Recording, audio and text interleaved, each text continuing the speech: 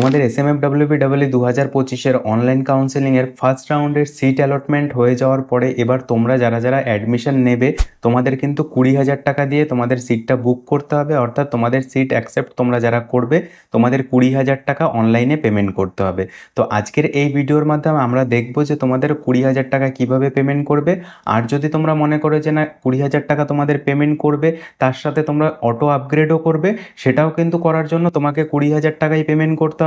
তবেই কিন্তু তোমরা অটো আপগ্রেডেশন এবং তোমাদের সিট অ্যাকসেপ্টেশনের যে ব্যাপারটি রয়েছে, যে তোমরা সিট অ্যাকসেপ্ট করলে এবং অটো আপগ্রেড করলে, অথবা তোমরা যে কলেজটা পেয়েছো যে কোর্সটা পেয়েছো সেখানেই থাকলে, তাহলে তোমাকে শুধু অ্যাকসেপ্ট করতে হবে।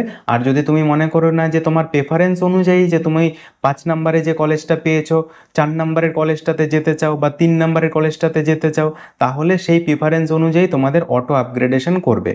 এবার অটো আপগ্রেডেশনের ব্যাপারটাতে তোমাদের অনেকেরই কনফিউশন, যে এটা কনফিউশনটা কিছুতেই ক্লিয়ার হচ্ছে না, যে first round, second round, third round এগুলো ভুলে যাও, শুধু একটা রাউন্ডই মাথায় রাখো, ঠিক আছে? ফার্স্ট রাউন্ডটাই তুমি মাথায় রাখো। তোমাদের এখন তোমরা যেরকমভাবে কলেজ সাজিয়েছিলে, তুমি যত নাম্বারের কলেজটা পেয়েছো, মনে করো কেউ ফার্স্ট চয়েসে যেটা দিয়েছিল সেটাতে পেলো না, সেকেন্ড চয়েসে যেটা দিয়েছিল সেটাতে পেলো না, থার্ড চয়েসে যেটা দিয়েছে সেটাতে পেয়েছে।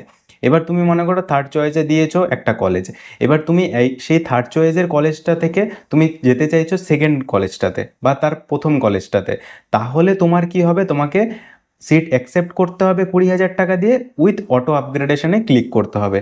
তাহলে কি হলো, যে তোমার সিটটা অ্যাকসেপ্টও হলো, যে তুমি যে 3 নম্বর কলেজে চান্স পেয়েছিলে সেই কলেজে তুমি ভর্তি হয়েই গেলে, তার সঙ্গে তোমার অটো আপগ্রেডেশনটা হলো। এবার অটো আপগ্রেডেশনটা মানে যে তোমার 2 নম্বর বা 1 নম্বরে যাওয়ার একটা চান্সেস থাকলো, ঠিক আছে?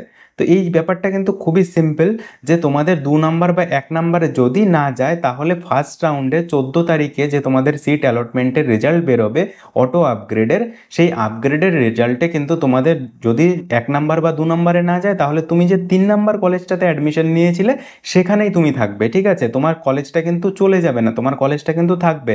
আমি কিন্তু এর আগের ভিডিওটাতে দেখেছি তোমাদের অজস্র এরকম কোশ্চেন, সেই জন্য তোমাদেরকে এই কথাটা বলতে হলো এই ভিডিওটার মধ্যে। তোমরা এটা ভাবো যে প্রথম রাউন্ডটাই হচ্ছে মেন রাউন্ড, কারণ কি, যে সেকেন্ড রাউন্ড তখনই হবে যদি সিট ফাঁকা থাকে।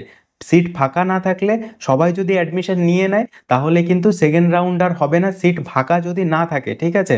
যদি সিট ফাঁকা থাকে তাহলেই সেকেন্ড রাউন্ড হবে, আর যদি সিট ফাঁকা না থাকে তাহলে সেকেন্ড রাউন্ড হবে না, ঠিক আছে? এবার ফার্স্ট রাউন্ডে যারা যারা অ্যাডমিশন নিয়ে নেবে, তারপরে যে সিটগুলো ফাঁকা থাকবে সেগুলোকে নিয়ে আবার নতুনভাবে চয়েস ফিলিং অনুযায়ী তোমাদের সেকেন্ড রাউন্ড হবে, ঠিক আছে? তো এবার ফার্স্ট রাউন্ডে তোমরা যারা যারা যে যে কলেজে অ্যাডমিশন নেবে, তোমাদের কিন্তু অ্যাকসেপ্ট করে তোমরা তোমাদের কোর্স অনুযায়ী তোমরা যেখানে যেটা পেয়েছো সেটা নিয়ে নাও। 8 থেকে 12 তারিখের মধ্যে তোমাদের 20,000 টাকা পেমেন্ট করতে হবে। এই 20,000 টাকা পেমেন্টটা না করলে কিন্তু তোমরা অ্যাডমিশন নিতে পারবে না, তোমাদের সিটটা তোমরা যেটা পেয়েছিলে সেটা অটোমেটিক্যালি ক্যান্সেল হয়ে যাবে, ঠিক আছে? আর যদি তোমরা একবার অ্যাডমিশন নিয়ে নাও, তখন কিন্তু আর সেকেন্ড রাউন্ডে তোমরা বসতে পারবে না, ঠিক আছে? বুঝতে পেরেছো? যদি না বুঝতে পারো আবার কমেন্টে বলবে, আবার কমেন্ট করবে, আমি তোমাদের যতটা পারবো বোঝানোর চেষ্টা করব, ঠিক আছে? যে তোমাদের ফার্স্ট রাউন্ডে কাউন্সেলিংয়ে যাদের যাদের সিট অ্যালটমেন্ট হয়েছে, তোমরা যদি মনে করো যে না সেই সিটটাই নেবে, তোমরা আর এগোতে চাইছো না, ঠিক আছে? তোমাদের বললাম যে 3 নাম্বারের কলেজটা তুমি পেয়েছো, সেই কলেজটা থেকে তুমি আর 2 বা 1-এ উঠতে চাইছো না, তুমি সেখানেই থাকতে চাইছো, তাহলে তুমি অ্যাকসেপ্ট করবে। আর যদি তুমি চাও যে না 2-এ বা 1-এ উঠবো, তাহলে কিন্তু তোমার সিট অ্যাকসেপ্ট অ্যান্ড আপগ্রেড এই জায়গাটায় ক্লিক করে 20,000 টাকা পেমেন্ট করতে হবে। আর এই রেজাল্টটা বেরোবে 14 তারিখে, ঠিক আছে? 14 তারিখে রেজাল্টটা বেরো হয়ে যাওয়ার পরে তখন তুমি যে কোর্স কলেজটাতে পাবে অটো আপগ্রেডেড সিট যেটা পাবে, মনে করো যে তুমি 3 নাম্বার কলেজটাতে পেয়েছিলে, সেটাতে তো অ্যাডমিশন নিয়েই নিলে, এবার যদি না হয় 2 নাম্বার বা 1 নাম্বারে, তাহলে 3 নাম্বারেই থাকলে, অথবা তোমার 2 নাম্বার বা 1 নাম্বারে তুমি পেয়ে গেলে, সেই তখন কিন্তু আর তুমি আর 3 নাম্বারে যেতে পারবে না। তখন যদি তুমি 2 নাম্বারে তোমাকে দেয় বা তুমি 1 নাম্বারে চলে যাও, তখন কিন্তু তোমার সেটা পেয়ে গেলে, ঠিক আছে? তো তখন কিন্তু তুমি চাইলেও আর 3 নাম্বারে ফিরে আসতে পারবে না, তুমি যেখানে পেয়ে গেলে সেখানটা চলে যাবে, ঠিক আছে? তো এটা অটো আপগ্রেডের সিট অ্যালটমেন্টের রেজাল্ট বেরোবে 14 তারিখে। 8 থেকে 12-র মধ্যে তোমাকে 20,000 টাকা পেমেন্ট করতে হবে, ঠিক আছে? তো পেমেন্টটা কিভাবে করতে হবে চলো সেটা দেখে নিই। পেমেন্ট করাটা খুবই ইজি, খুবই সিম্পল ব্যাপার। তো তোমাদের পেমেন্টটা, তোমরা অনেকেই বলছিলে যে পেমেন্টটা কিভাবে করতে হবে, তো চলো আমরা পেমেন্টটা কিভাবে করতে হবে সেটা দেখে নিই। সবার প্রথমে তোমরা অফিসিয়াল ওয়েবসাইটে চলে আসবে, এখানে অনলাইন অ্যাডমিশনে ক্লিক করার পরে তোমাদের অ্যাপ্লিক্যান্ট লগ ইনে ক্লিক করতে হবে। এখানে তোমাদের রেজিস্ট্রেশন নাম্বার, পাসওয়ার্ড দিয়ে তোমরা সিকিউরিটি ক্যাপচাটা ফিল আপ করবে, লগ ইন করবে। লগ ইন করার পরে এই ইন্টারফেসটা তোমাদের সামনে চলে আসবে। প্রসিড ফর অনলাইন কাউন্সিলিংয়ে ক্লিক করবে। এখানে দেখো অ্যাকসেপ্ট বলে একটা অপশন রয়েছে, অ্যাকসেপ্ট অ্যান্ড আপগ্রেডেও ক্লিক করতে পারো, অথবা অ্যাকসেপ্টে ক্লিক করলে দেখো পেমেন্ট অ্যাডমিশন ফিস, ঠিক আছে, এখানে অ্যাডমিশন ফি তোমার পেমেন্ট করতে হবে। অ্যাকসেপ্টেড হয়ে গেল, ঠিক আছে। প্রসিড ফর পেমেন্ট, এবার প্রসিড ফর পেমেন্ট তোমাকে ক্লিক করতে হবে। এবার অনলাইনে তোমাকে 20,000 টাকা পেমেন্ট করতে হবে। তোমরা অনলাইনে 20,000 টাকা credit card, debit card, UPI, net banking, ঠিক আছে, দেখো UPI, credit card, net banking যে কোনো রকমভাবে তোমরা 20,000 টাকা তোমাকে এখানে পেমেন্ট করতে হবে, ঠিক আছে। তো এবার এই পেমেন্টটা তোমরা কার্ডেও করতে পারো, ইউপিআইতেও করতে পারো, নেট ব্যাঙ্কিংতেও করতে পারো, ঠিক আছে। তোমাদের যেটাতে সুবিধা হবে সেরকমভাবে করো, কিন্তু হাই স্পিড ইন্টারনেটে তোমরা পেমেন্টটা করবে, তাহলে পেমেন্টে কোনো গ্লিচ হবে না, পেমেন্টটা ঠিকঠাকভাবে হবে, ঠিক আছে। এই দেখো এখানে পেমেন্ট হয়ে গেছে। এবার ডাউনলোড অ্যালটমেন্ট লেটার, ঠিক আছে, ডাউনলোড অ্যালটমেন্ট লেটার ডাউনলোড করে নেবে, বাস হয়ে গেল। এবার অ্যালটমেন্ট লেটারে কি বলছে চলো সেটা দেখে নিই, ঠিক আছে। এখানে অ্যালটমেন্ট লেটারটা ঠিক এরকম থাকবে যে state medical faculty of West Bengal admission to allied and health care courses 2025 provisional allotment SMFWB 2025 first round counselling, ঠিক আছে। এখানে তোমার নাম, রেজিস্ট্রেশন নাম্বার সমস্ত কিছু থাকবে, ঠিক আছে। ক্যাটাগরি র্যাঙ্ক, ঠিক আছে, অ্যালোটেড ক্যাটাগরি, কোন ক্যাটাগরিতে অ্যালোটেড হয়েছে, টোটাল অ্যামাউন্ট কত পেমেন্ট করেছো সেটা, ঠিক আছে। অ্যালোটেড কলেজ, কলেজের নেম, অ্যালোটেড কোর্স নেম, ঠিক আছে, এগুলো থাকবে। ক্যান্ডিডেট সিগনেচার করে তোমাকে কিন্তু যখন তুমি ডকুমেন্ট ভেরিফিকেশনে যাবে সেটাতে যেতে হবে। ইম্পর্টেন্ট ইনস্ট্রাকশন এবার তোমাদের পড়তে হবে যে ইম্পর্টেন্ট ইনস্ট্রাকশনে কি বলেছে। Please report for document verification DV on the reporting dates as shall be noticed on website, otherwise your admission will be treated as cancelled. অর্থাৎ নোটিশ অনুযায়ী SMFWBর অফিসিয়াল ওয়েবসাইটে নোটিশ দেওয়া হবে, ওয়েবসাইটের নোটিশ অনুযায়ী তোমাকে কিন্তু ডকুমেন্ট ভেরিফিকেশনে যেতে হবে। তোমার যেটা জায়গা বলে দেবে সেখানে তোমাকে ডকুমেন্ট ভেরিফিকেশন করাতে যেতে হবে, এবং তোমার কিন্তু তুমি যদি ডকুমেন্ট ভেরিফিকেশন না করাতে যাও তাহলে কিন্তু তোমার অ্যাডমিশনটা ক্যান্সেল হয়ে যাবে অটোমেটিক্যালি, ঠিক আছে।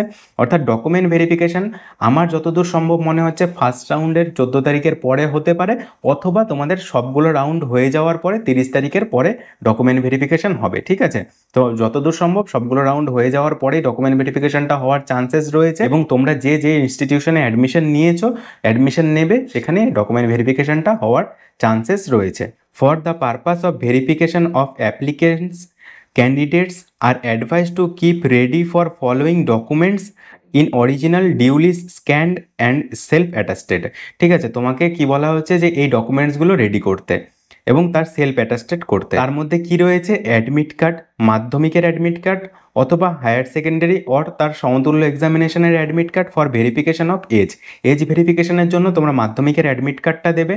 তোমাদের র্যাঙ্ক কার্ড লাগবে, marksheet of higher secondary examination, তোমাদের উচ্চ মাধ্যমিকের মার্কশিট লাগবে, caste certificate for SC ST OBC A OBC B only, তোমাদের যাদের যে ক্যাটাগরিতে অ্যাডমিশন নিয়েছো তোমাদের কাস্ট সার্টিফিকেট এখানে লাগবে। Valid disability certificate for physical handicap ক্যান্ডিডেটদের জন্য ডিসএবিলিটি সার্টিফিকেট লাগবে তোমাদের।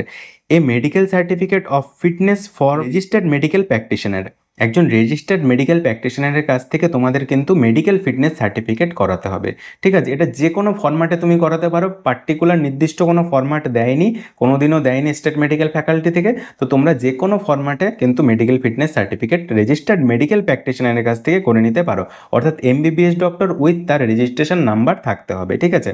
আর লাগবে ক্যারেক্টার সার্টিফিকেট। এবার ক্যারেক্টার সার্টিফিকেট তোমরা স্কুল থেকে পেয়ে যাবে, অথবা পঞ্চায়েত প্রধান থেকে, যে কোনো জায়গা থেকে তোমরা একটা ক্যারেক্টার সার্টিফিকেট নিয়ে নেবে, ঠিক আছে। This allotment is valid subject to verification of original at the institution or verification place. এবার দেখো এখানে একটু বলেই দিয়েছে, হিন্টস দিয়ে দিয়েছে, at the institute or verification place. এগুলো কিন্তু তোমাকে তোমার ইনস্টিটিউশনে অথবা ভেরিফিকেশন যেখানে হবে প্লেসে সেখানে কিন্তু তোমাকে সাবমিট করতে হবে, ঠিক আছে। তো বুঝতে পারলে যে এই ডকুমেন্টসগুলো তোমাদের লাগছে। তো এই ডকুমেন্টসগুলো তোমরা রেডি করে নাও, প্রত্যেকটা ডকুমেন্টস তোমরা জেরক্স করো, জেরক্সের পরে তারপরে তোমাকে সেখানটায় জেরক্সের মধ্যে সেলফ অ্যাটাস্টেড করতে হবে, অর্থাৎ তোমার নামটা লিখলে তারপরে সেলফ অ্যাটাস্টেড কথাটা লিখলে তারপরে ডেট দিয়ে দিবে। তো সেটা এখন না করলে হবে, তোমার ডকুমেন্ট ভেরিফিকেশন যেদিন থাকবে সেদিন তোমরা প্রত্যেকটা ডকুমেন্টসে সেলফ অ্যাটাস্টেড করে নাম লিখে ডেট দিয়ে তারপরে সেখানে সাবমিট করে দেবে। তো এই ডকুমেন্টসগুলো তোমরা এখন রেডি করে নাও, ঠিক আছে। এই ডকুমেন্টসগুলো তোমরা এখনই রেডি করে নাও, জেরক্স ফেরক্স করে সমস্ত কিছু পরপর সাজিয়ে নাও, ঠিক আছে। এখানে যে সিকোয়েন্স রয়েছে এরকমভাবে তোমরা তোমাদের ডকুমেন্টসগুলোকে রেডি রাখো, ঠিক আছে। তো বুঝতে পারলে তোমাদের এরপরে কি করতে হবে। তো চলো এই ভিডিওটা এখানেই শেষ করছি, দেখা হচ্ছে একটা নতুন ভিডিওতে। Thank you.